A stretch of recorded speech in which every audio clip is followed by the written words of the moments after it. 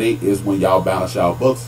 When you're in the black, that means you got good money, and when you're in the red, you fucked up. So why is it black money when you get fired? So we gonna call it white money. So the guys who I'm looking towards is, everybody in the world looking at Marvin Lewis.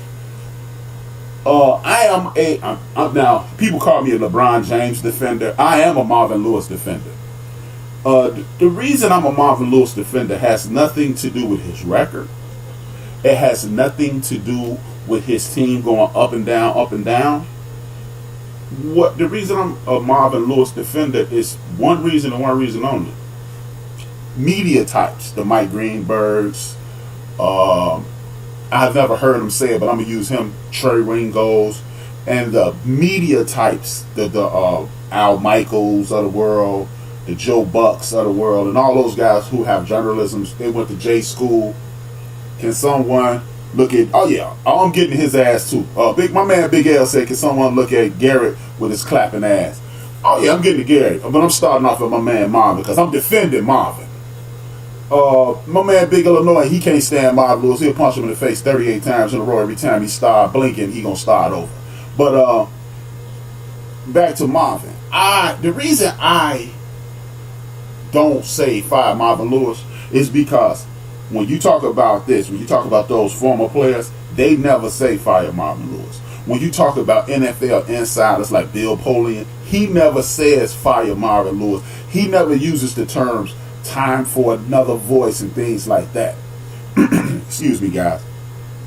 When you have these staunch professionals and people who are in the know and they never say it's time for a change, this leads me to believe that Marvin Lewis is overcoming obstacles that people that are not in the know don't know about. See, that's the thing. Like even Adam Schefter, he has the inside scoop. Jason Lockenfora, Ian Rappaport. These are guys who are on the inside, and those guys never say it's time for a new voice. It may be, we may be moving in another direction. This leads me to believe that the ownership group, headed by Mike Brown, son of Paul Brown, is the problem, not Marvin Lewis. It seems as if Marvin is coaching with one hand tied behind his back. I understand this is a results-based business, but when you're not allowed to exercise all the resources that are in front of you, or you don't have the resources that everybody else has, and yet and still you continue to prevail, or you prevail like every 3 or 4 years. Let's not forget, Marvin Lewis has been there like 15, 16 years. He's made the playoffs about 6 to 8 times. That's 50% of the time, which is not good enough. And I remember he made the playoffs 5 years in a row, the only coach in the history of the team to do so. And you still don't have people saying, hey man, Marvin is the problem, Marvin is the problem. And I even heard people go as far as say, if Marvin Lewis quit that job, he wouldn't be employed. He would only be unemployed as long as he wants to. Meaning there are other ownership groups that are waiting to hire Marvin Lewis. This leads me to believe he's not the problem and others are. So that's why I say, hey man, I ain't really too fast to fire Marvin Lewis. Maybe he needs to quit. One good thing about it is this.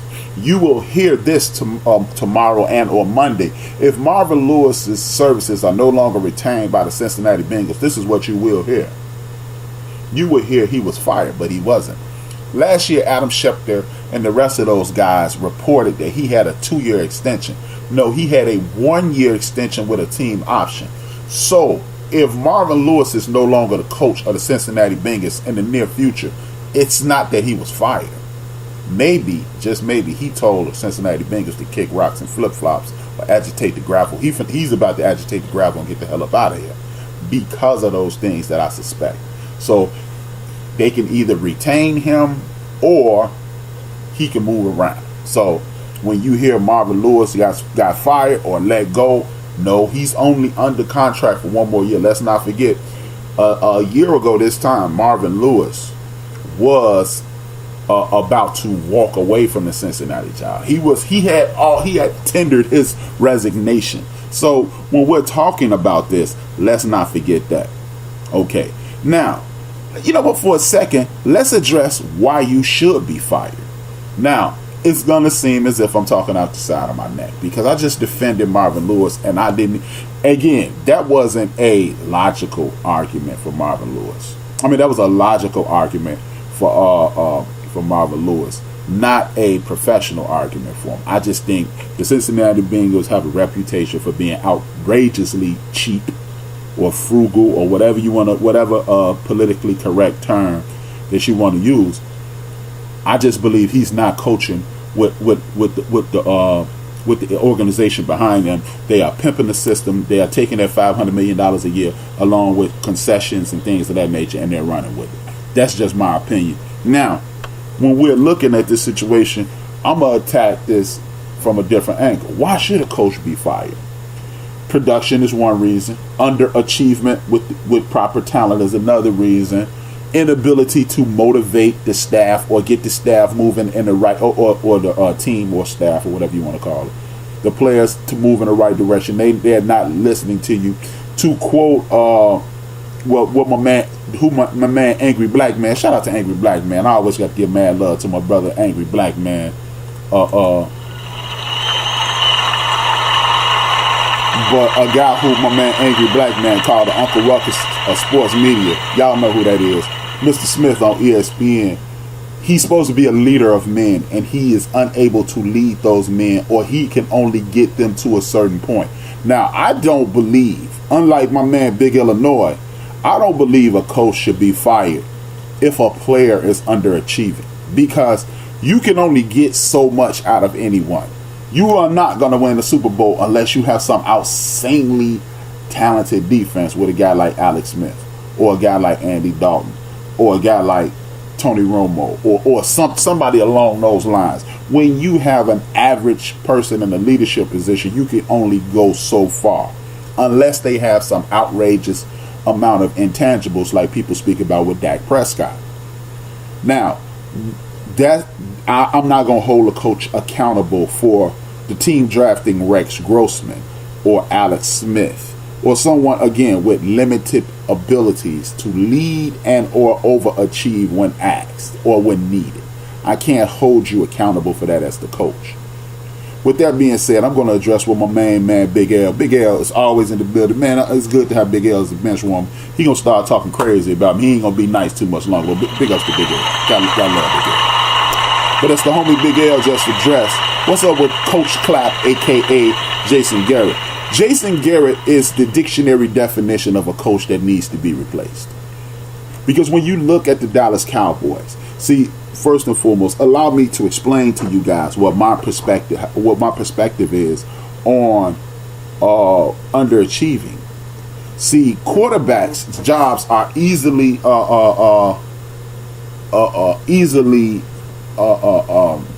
protected due to the talent that they have with them.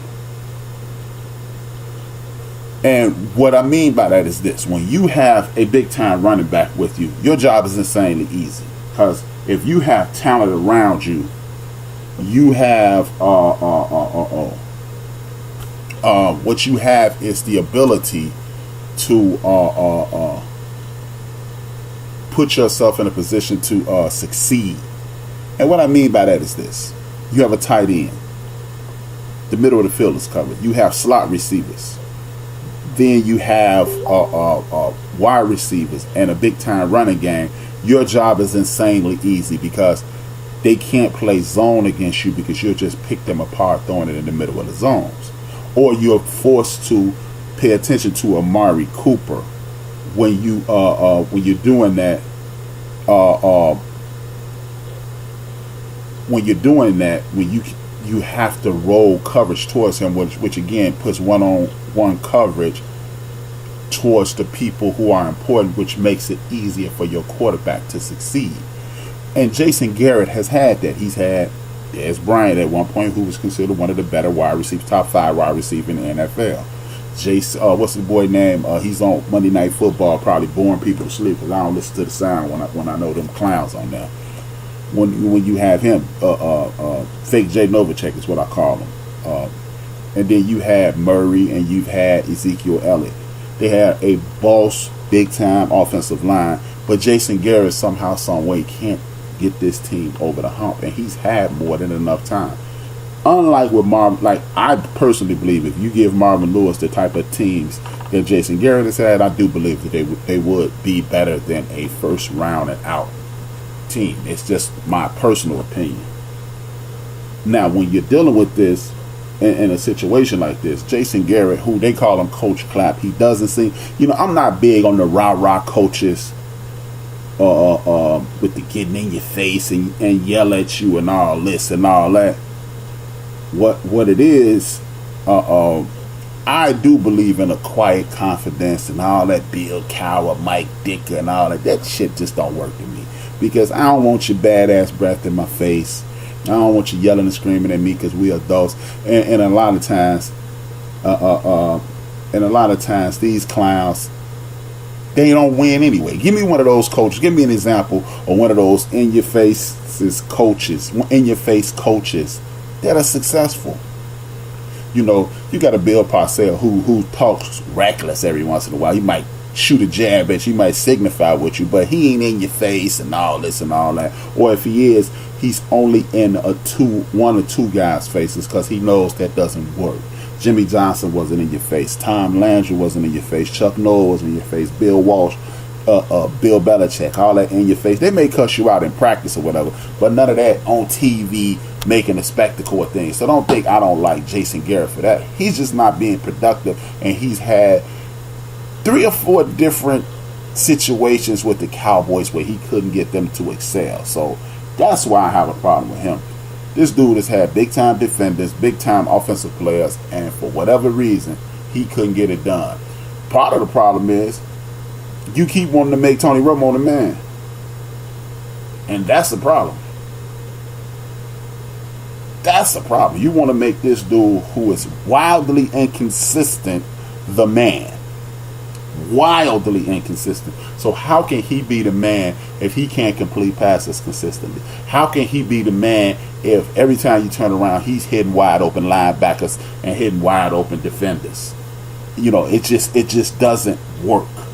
It doesn't work. So in that case, you run Murray into the ground and then make it easier for this guy to make that, so he won't make those poor decisions. Jason Garrett hasn't figured that out. But when you go on the other side, again, to defend Marvin Lewis, and yes, I am a Marvin Lewis defender. Now, the difference in him, Garrett, and Lewis is this.